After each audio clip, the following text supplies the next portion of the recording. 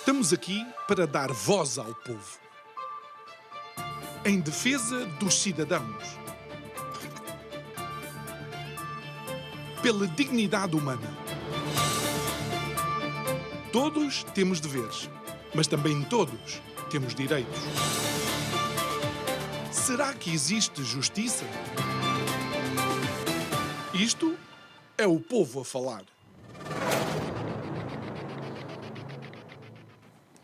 Os direitos do consumidor continuam, a ser uma área onde muitas pessoas acabam por, quando confrontados com alguma coisa que não corre bem, ou ter a consciência de que não estavam bem informados, ou que, estando informados, não fizeram valer os seus próprios direitos. Daí ser importante continuar a falar sobre isso. Eu sou o João Nuno Pinto e isto é o Povo a Falar, o programa que está em simultâneo consigo aqui na Curiacos TV e também na Rádio Vida, em 97.1. Se vamos falar de direitos do consumidor, o nosso convidado de hoje é o professor Mário Frota, presidente emérito da APDC, Associação Portuguesa de Direito do Consumo. Muito boa noite, Sr. Professor. Obrigado por estar aqui connosco uma vez mais. É a primeira vez no início da nova temporada. Já andamos nisto há 5 temporadas e tristemente sou capaz de dizer que muitas das coisas que falávamos há 5 temporadas atrás mantêm-se inalteradas atualmente. Mas, e porque estamos num programa de informação, há quem diga que há pouca informação, mas há pouca informação, há excesso de informação relativamente aos direitos do consumidor. A União Europeia, em estudos sucessivos, refere com efeito que há um déficit de informação ao consumidor. Aliás, em números, diz que, por exemplo, cerca de 2 em 3, ou com maior rigor, mais do que 1 em 3 consumidores, se consideram mal informados. Para além disso, só 2% dos consumidores responderam acertadamente ao seu direito de dar o dito por não dito, o direito de desistência ou de retratação na compra e venda, por exemplo, através do comércio eletrónico ou noutras modalidades fora de estabelecimento. Mas, mais do que isso também, 2 em cada 5 consumidores tiveram já problemas em dados segmentos do mercado e não viram solucionadas as situações com que se confrontaram, o que dá a bonita soma de 40% neste universo. Além disso, só 26% dos fornecedores conhecem com rigor as regras para a devolução dos produtos pelos consumidores. Isto atinge cerca de 0,5% do PIB da União Europeia, coisa que não é nada desprezível, quando os consumidores, pela sua atividade no mercado, concorrem com 56% do PIB da União. Além disso, os consumidores, por inação própria, não reivindicam quantas vezes os seus próprios direitos e mantêm ou guardam na sua esfera os efeitos perniciosos da denegação de direitos. Ou seja, porque não agiram. Porque não agiram. Só 16% dos consumidores, segundo dados com fiabilidade, com fidedignidade, com credibilidade da União Europeia, é que vão em busca, efetivamente, dos seus direitos. Mas isso, de alguma forma, vai em contraciclo de uma outra informação que creio que é a Direção-Geral do Consumidor, e isto foi um estudo que foi pago, aparentemente, pelo Fundo dos Direitos do Consumidor, diz que 70% dos consumidores em Portugal se acham bem informados. Costuma dizer-se, e é preciso que haja fidedignidade também em todos estes trabalhos, que quantas vezes se amarra o burro à feição do dono. Eu não posso esquecer, nós organizámos pela primeira vez, no começo dos anos 90, o primeiro Congresso Europeu de Educação do Consumidor. Portugal, através das nossas instituições, da Associação Internacional de Direito do Consumo, aqui constituída como Sociedade Científica Internacional de Intervenção, e a APDC, seu braço nacional, a antena nacional da Associação Internacional de Direito do Consumo. E o facto é que presentes estiveram representantes dos, então, 15 Estados-membros da União, da Comunidade Económica Europeia, como então se denominava. Os suecos levavam a palma neste particular. O facto é que o relator português, que tinha sido designado pelo então Instituto Nacional de Defesa do Consumidor, pintou um quadro tão pleno, idílico, autenticamente, que os suecos, nós não tínhamos nada, mas o relatório português foi de tal ordem que eles disseram: nós temos que vir a Portugal aprender com os portugueses. Eu peço desculpa. Ai. Ora bem, 70% diz-se nesse estudo dos portugueses consideram-se não informados, bem informados, que é diferente. E nós usamos efetivamente esta botada. Se 30% dos cidadãos nacionais são não consumidores, porque esmagados entre os limiares da miséria e da pobreza, então atingimos o pleno. 100% de consumidores, os tais 70%, bem informados.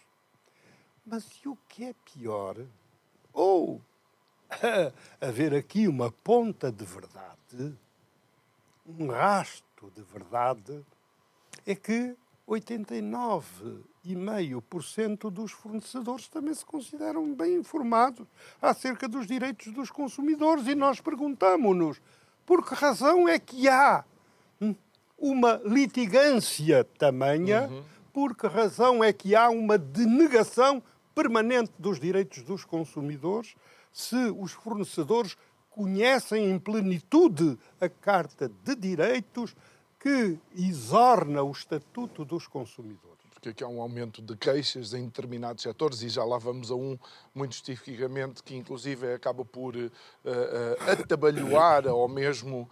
subverter por inteiro. Exatamente. Professor, deixe-me dar aqui três indicações muito interessantes, que apesar de tão bem informados,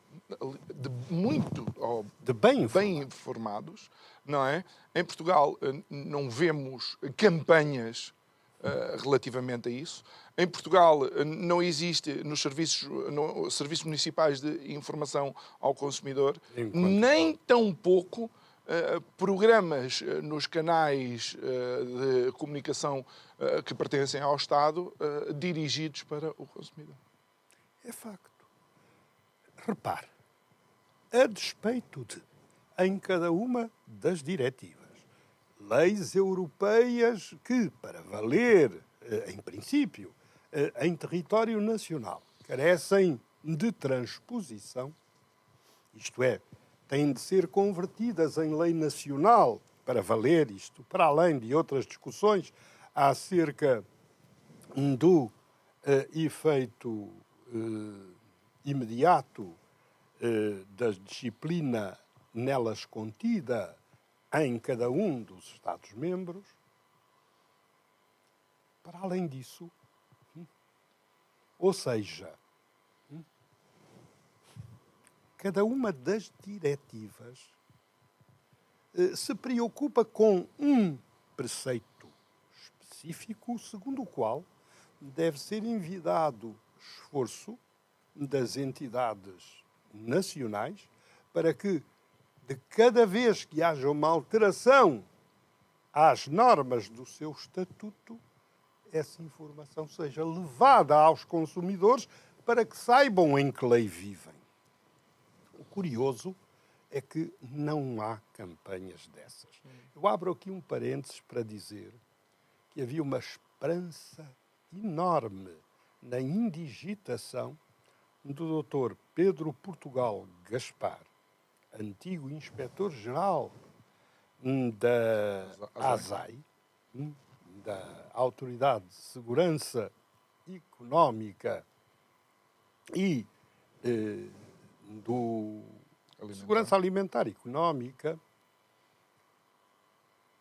porque seria uma lufada de ar fresco de alguém conhecedor do mercado que viria para uma direção-geral que, malgrado o bom papel desempenhado pela doutora Ana Catarina Fonseca, tem primado ao longo dos anos pela inação.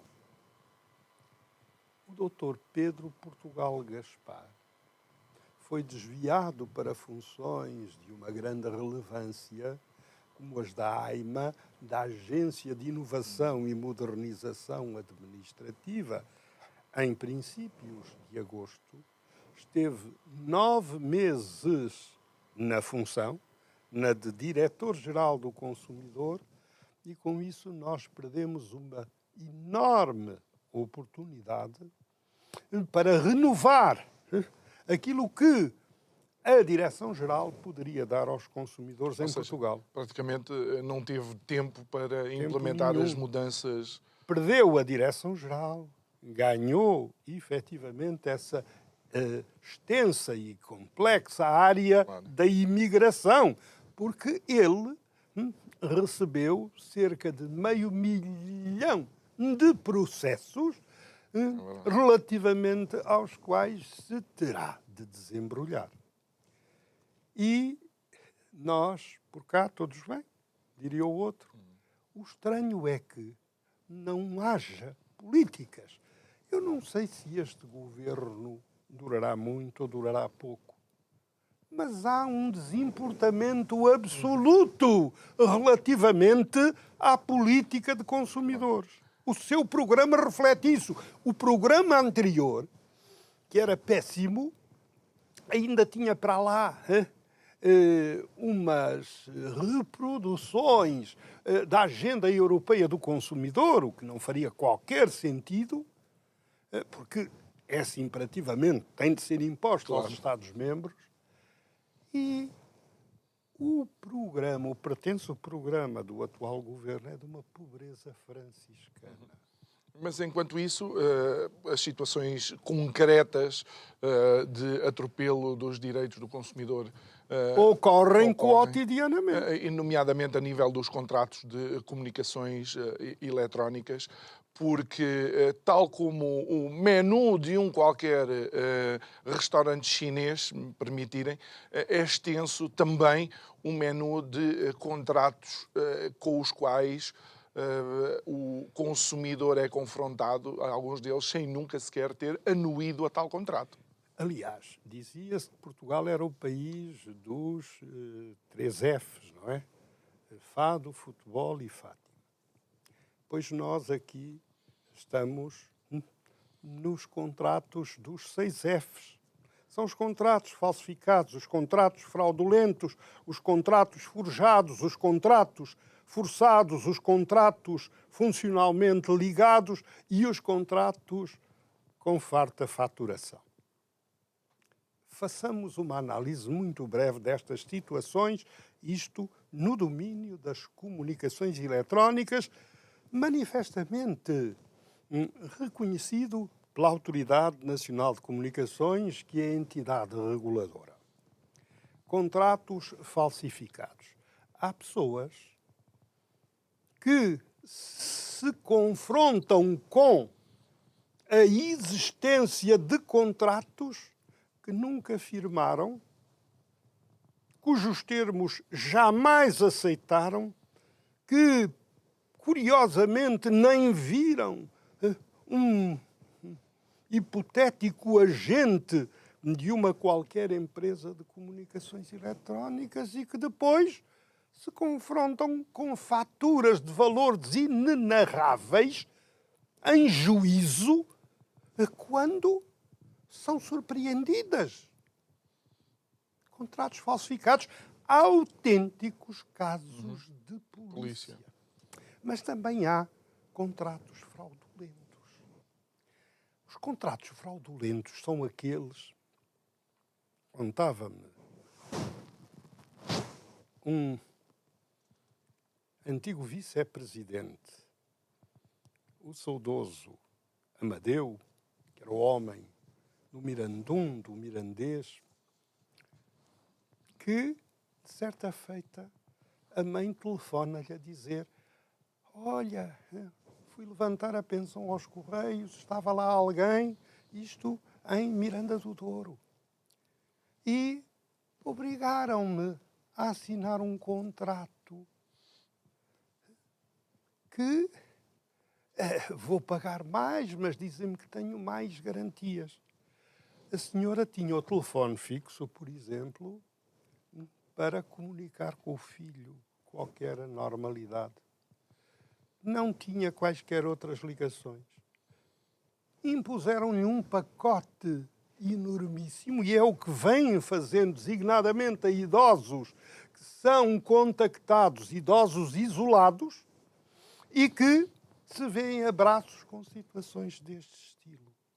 Há uma desproporção manifesta entre aquilo de que carecem e os serviços que lhes impingem para tirarem vantagens materiais consideráveis. Ou seja, há quase uma seleção, digamos, da vítima, ou a vítima tem um determinado perfil para estes contratos fraudulentos. Exatamente. E estes contratos em fraude à lei abundam. Mas há também os contratos forjados, que são aqueles que resultam da inobservância das regras. A seguir podemos falar disso. Creio que o João Nuno Pinto tem um caso para apresentar em que se diz taxativamente: o senhor, depois de um contacto promovido pela empresa de comunicações eletrónicas, o senhor, a partir deste momento, um contrato não presencial, um contrato através de meios de comunicação por telefone. Dito sim, o senhor está inapelavelmente vinculado. Não pode desvincular-se. Isto é um logro. Estes contratos são contratos forjados. Mas há também os contratos forçados, que se verificam, sobretudo, nas refidelizações, na renovação das fidelizações. Contava-me agora um conselheiro do Supremo Tribunal de Justiça, jubilado, que se dirigiu à Vodafone, no Porto, e disse: mas vocês estão aqui a alargar excessivamente este meu contrato que já cessou, que já findou. Não, nós nunca fazemos isso. Pois foi porque o senhor deu autorização para a renovação da fidelização. Eu, de modo nenhum. Eu não dei autorização nenhuma. Mostrem-me uma gravação que seja, embora isto obrigue realmente a que haja... E temos que repensar isso, professor, desculpe interromper, mas é um momento ideal para dizer isto. Já existem ferramentas de inteligência artificial que replicam a voz das pessoas. Bom, e quiçá a assinatura. Bom, isso sempre foi fácil, falsificar uma assinatura, mas... Já a voz é toda uma novidade, não é? É facto. Mas disseram-lhe, se não foi o senhor, isto faz lembrar outros tempos e aquela célebre, se não foste tu, foi o teu pai. Do cordeiro que estava a sujar as águas do ribeiro. Ora, se não foi, isso foi alguém por si. Esta, curiosamente, é uma das reclamações repetidas à exaustão e do que nos dá nota nas suas tomadas públicas de posição a entidade reguladora da comunicação social. Mas isto continua a verificar-se no dia a dia. E é extraordinário como coima vai, coima vem, e a anterior presidência da ANACOM não era peca em instaurar processos de contraordenação e infligir coimas, que depois eram discutidas judicialmente. Mas houve uma multa recorde recente, sim, não é? Sim. Mas isto continua a verificar-se. Claro. Mas ainda assim há outro tipo de contratos com nomes mais criativos. Um deles é os contratos funcionalmente coligados. Bom, é que a pessoa quer, por exemplo, o telefone fixo só, ou só o telefone móvel, e dizem-lhes com uma desfaçatez enorme contra o que as leis estabelecem, designadamente a Lei Quadro de Defesa do Consumidor, no número 4 do seu artigo 9º, que ou é o pacote todo ou não é nada. E as pessoas sentem-se quantas vezes compelidas a celebrar contratos que não pretendiam porque não estão no âmbito das suas necessidades, das suas precisões, como por vezes diz o povo. E isto é terrível. Como é possível? É que já não estamos em regime de monopólio, estamos em regime de oligopólio. Poucas empresas a disputar o mercado. Mas há uma lei quadro que é muito clara em relação a isso, não é?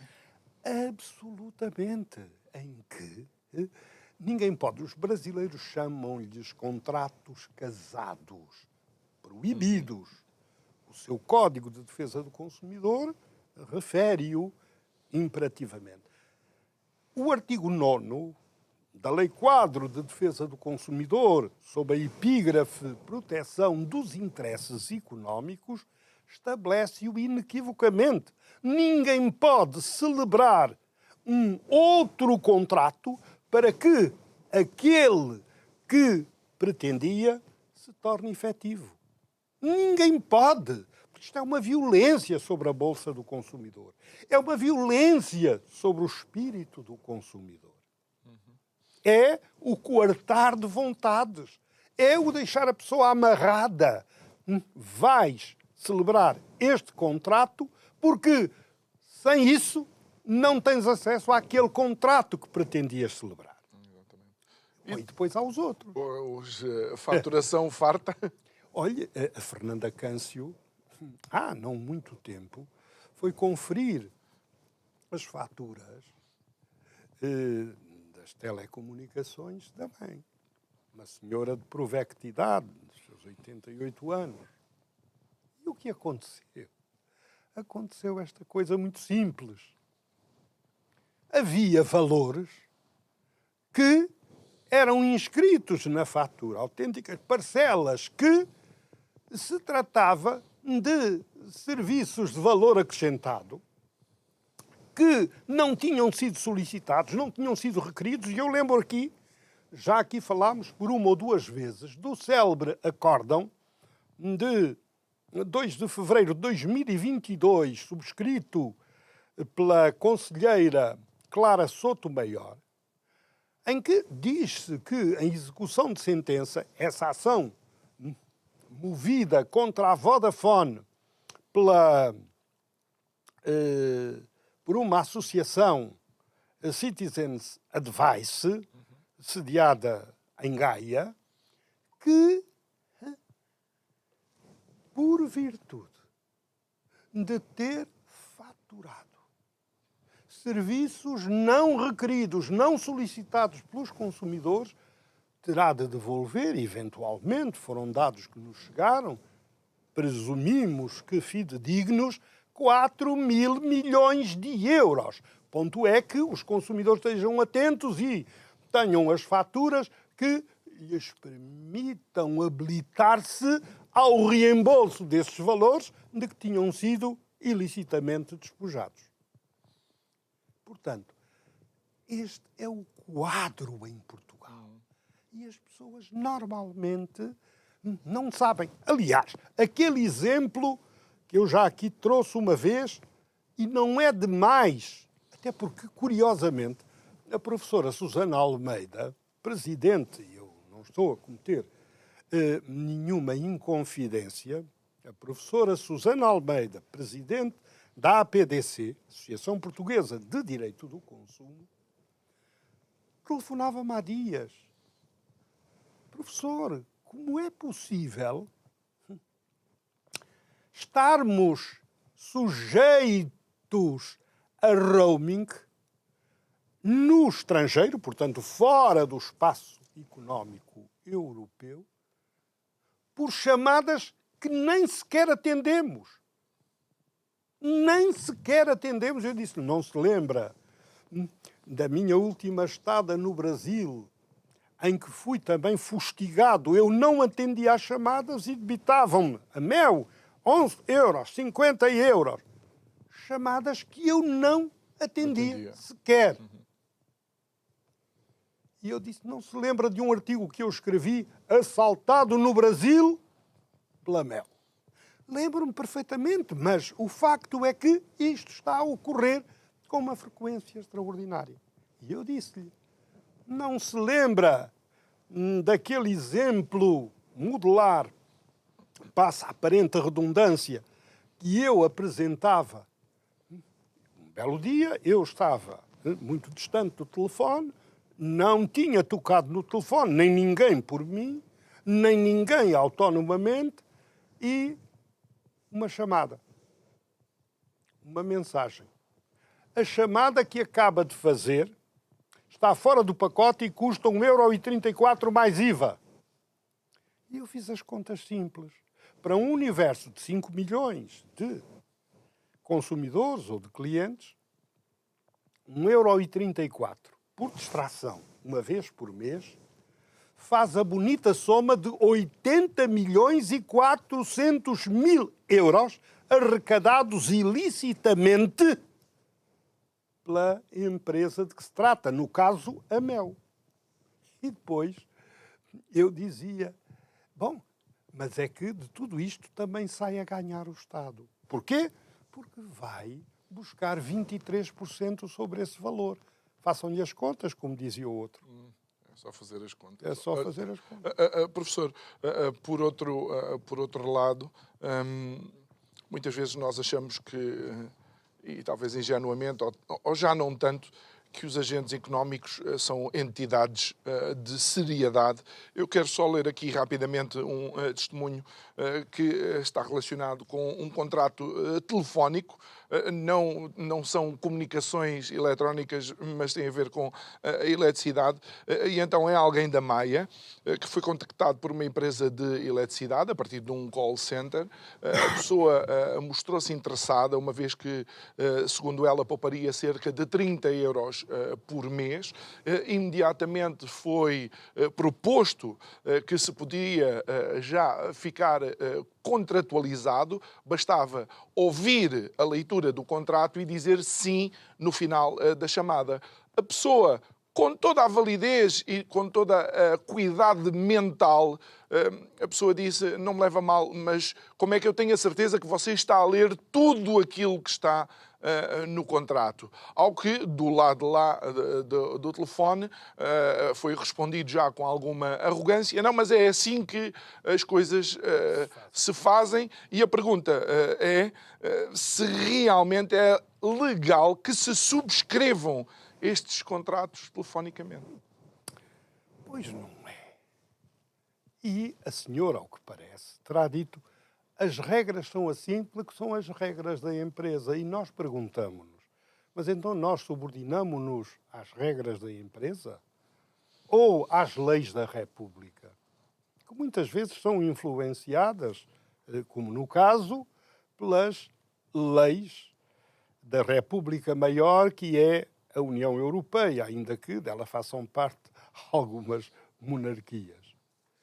O problema é esse. Qual é a solução no plano do direito constituído? É que há 3 hipóteses. A primeira é a de que o telefonema parte da própria empresa. A segunda, de que o telefonema parte do consumidor para a empresa. E a terceira, a de que, num telefonema da iniciativa do consumidor, lá a páginas tantas, o telefone do lado da empresa passa de mão em mão, a pessoa vai, por exemplo, discutir uma questão de números da fatura e acaba por lhe ser proposto um outro contrato com hipotéticas vantagens. Este terceiro caso, esta terceira hipótese, reconduz-se à primeira. É como se esta chamada, feita embora de início com outro propósito pelo consumidor, tivesse sido feita pela própria empresa. Fiquemos então pelos 2 casos, pelas 2 hipóteses. Como aí, telefonema feito pela empresa a oferecer vantagens patrimoniais ao consumidor. Uma observação prévia, depois de termos falado tanto já sobre isso. Onde é que foram arrancar os dados do consumidor? Isso é ilícito. Isso constitui realmente uma contraordenação passível de coima de 5.000 a 5 milhões de euros. Trata-se do denominado spam, de chamadas não solicitadas que carecem do consentimento prévio e expresso do consumidor. Portanto, o que faz pressupor que as listas de clientes transitem de empresa para empresa com os valores aí naturalmente implicados. Mas façamos uma análise breve. O contrato pelo telefone, por iniciativa da empresa, só é válido após o consentimento expresso pelo consumidor ou a assinatura do consumidor na oferta.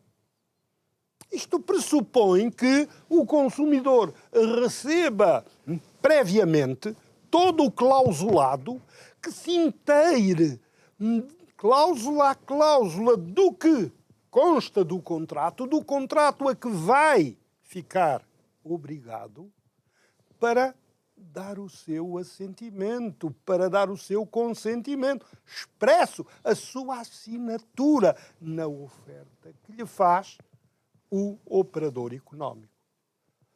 Mas não ficamos por aqui. Como o consumidor, nestas circunstâncias, não teve a possibilidade de ponderar, de refletir, de ajuizar da conveniência ou não de celebrar aquele contrato, a lei confere-lhe um direito de retratação, um período de 14 dias, dentro dos quais, apesar de o contrato ser válido, o contrato só será eficaz 14 dias depois. se ele não se retratar, se ele não der o dito por não dito. Como é que uma operadora de uma empresa com a magnitude de uma destas majestáticas da distribuição de energia pode dizer: esta é a regra da empresa, o senhor fica vinculado, fica amarrado a este contrato, mal diga ou sim. E só depois é que vai o articulado para seu conhecimento Se calhar a eventual. pessoa já nem se lembra de tudo aquilo que ouviu. Ou que nem ouviu. Exatamente. Ou que nem ouviu. Autenticamente vendedores da banha. Portanto, mas há mais, João Paulo. João Nuno Pinto. Chama-me João Nuno Paulo. Não faz mal, está desculpado. Continuamos Não, a ter não. crédito. Não, mas isto também é a falsidade do nome. E eu tenho um neto, como sabe, Eu sei. o João Nuno. Ora bem, e sempre o tratei assim. E hoje é que, em meio a esta deriva... Bom, Ainda não chegámos aqui a um outro também interessante. Já lá vamos. ora bem, então o que é que nesta circunstância ocorre? É que se não constar do clausulado do contrato este direito e o formulário que lhe é anexo para que o consumidor possa desistir, o consumidor não tem 14 dias. Sobre os 14 dias tem mais 12 meses para dar o dito por não dito, sem quaisquer consequências, sem ter que pagar nada pelos serviços que, entretanto, lhe tiverem sido prestados. Os consumidores sabem disto? Os consumidores, os tais 70, que são 100%, estão bem informados acerca dos seus direitos? Olha, e uma vez que fala sobre esses serviços que são prestados, mesmo sem estarem contratualizados, há uma situação, vou dar mais ou menos um exemplo. Imagine que em agosto teria terminado o meu contrato de fidelização, contrato de 24 meses com uma qualquer operadora telefónica, não é? Terminava o contrato, eu não renovava o contrato, entretanto, durante estes, hoje é dia aqui 18, enquanto durante estas 2 semanas e meia eu continuava a ter o serviço disponível e, como é óbvio, fazia e recebia mensagens. Entretanto, eles exigem agora o preço dos serviços prestados durante estas 2 semanas. Ora bem, esse problema é um problema recorrente. Há muita gente nessa situação. A pessoa não renova, ou por outra, finda a fidelização, o contrato caduca. O contrato cai maduro como o fruto cai da árvore. Dizia o professor Inocêncio Galvão Teles, para representar essa figura, essa forma de cessação dos contratos, que é a caducidade, que vem do latim cadere, cair. Ora bem, o contrato caduca. E se o contrato caduca, a eventual prestação de serviços em continuidade não obriga o consumidor, quer se trate de 2 semanas, quer se trate de 2 anos, ao pagamento do que quer que seja. Porquê? Porque há um dispositivo na lei dos contratos à distância que é, no fundo, a tradução do que a tal lei quadro a que aludiu, a lei quadro de defesa do consumidor de 31 de julho de 96, refere no seu artigo 9º, proteção dos interesses económicos do consumidor. Quando o contrato caduca, o consumidor não fica obrigado à sua renovação. E considera-se como contrato forçado aquele que, em decorrência, tiver sido posto no mercado. Porquê? Porque O silêncio do consumidor não vale consentimento. O simples facto de continuarem a prestar-lhe o serviço, estão a fazê-lo gratuitamente. O consumidor não tem de pagar um chavo que seja. Porque é um serviço não solicitado. Não solicitado. Se solicitado. há caducidade do contrato, Exatamente. eles é que têm que criar os mecanismos necessários para que o serviço fazer cessar o finde contrato à meia-noite do dia em que o contrato terminaria. Portanto, se continuam a prestar-lhe o serviço não tem de ser pago. Repare, há gente há 2 anos nesta situação que pode, a justo título, dizer, mas depois há aí outras complicações. Eu não pedi nada. Eu não renovei o contrato. Isto não consta do clausulado do contrato que, no meu silêncio, a renovação se fará por mais 1 ano, porque, ainda assim, de acordo com a lei nova, a qualquer momento o consumidor pode pôr termo ao contrato, mesmo tendo havido a previsão da renovação. Mas aqui não houve.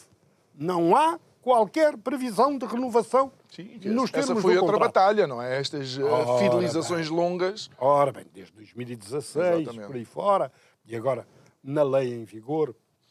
Ora bem, o que é que está em causa aqui? É a cobrança nas mesmas condições.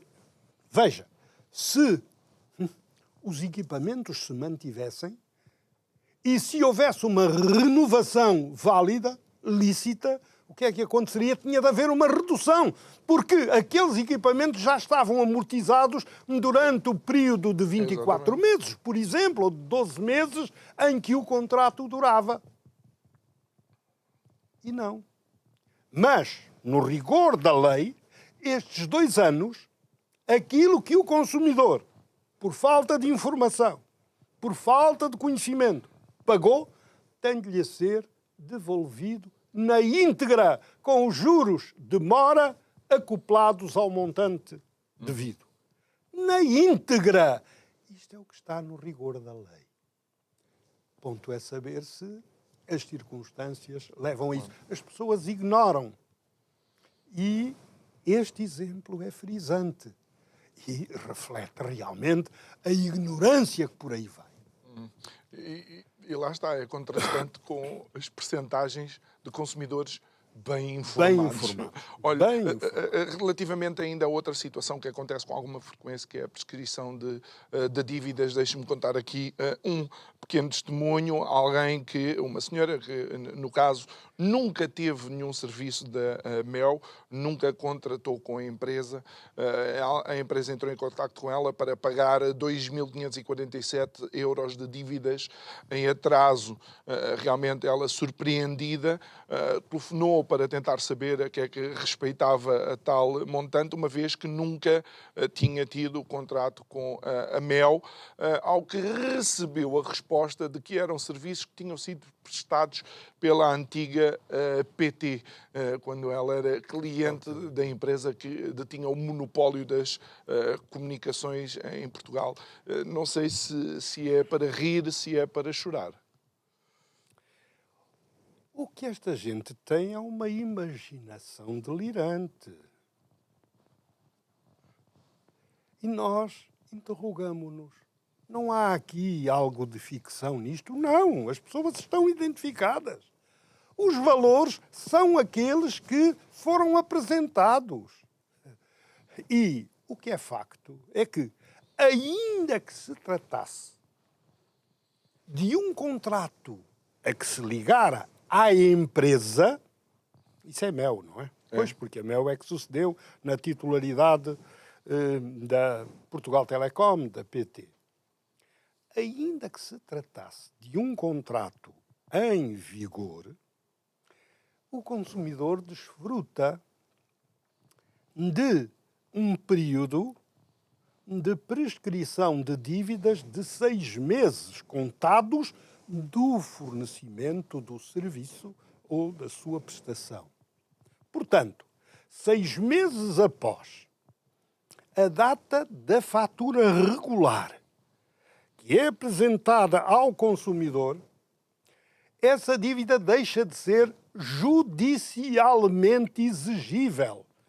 Não pode, neste caso, a empresa de comunicações ou qualquer outra empresa de serviços públicos essenciais, é preciso fazer a ressalva. Isto não é generalizadamente para todo e qualquer contrato, só para os contratos no âmbito dos serviços públicos essenciais, como tal, identificados, como tal, e enunciados na Lei dos Serviços Públicos Essenciais de 26 de junho de 1996, Lei 23/96.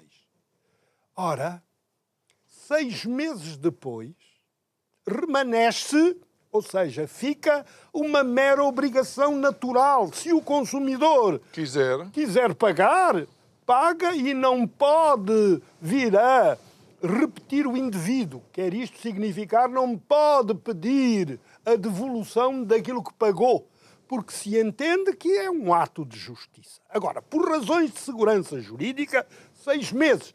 6 meses porquê? Para não desequilibrar os orçamentos domésticos. Como sabemos, os orçamentos que são, na generalidade, neste país, para uma mole imensa de gente ali, tudo contado ao milímetro. Resvés como em Campo de Ourique. Resvés Campo de Ourique. Não pode, efetivamente, vir a exigir-se.